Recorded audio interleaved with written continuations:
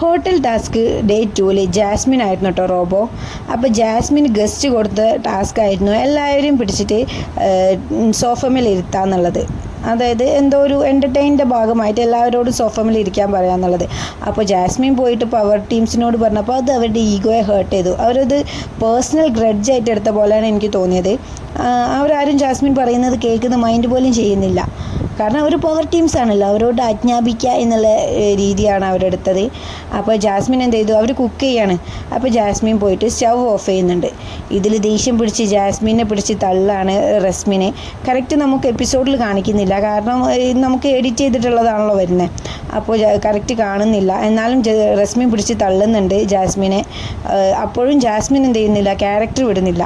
ആ ക്യാരക്ടർ അപ്പോഴും കീപ്പ് ചെയ്യുന്നുണ്ട്. അത് കാണുമ്പോൾ നമുക്ക് ഒരുപാട് ഹേർട്ട് ചെയ്യും, കാരണം നമ്മൾ ഒരുപാട് നെഗറ്റീവ് ജാസ്മിൻ്റെ പറഞ്ഞിട്ടുണ്ട്. അതുകൊണ്ട് തന്നെ നല്ലത് ചെയ്താലും പറയണമല്ലോ.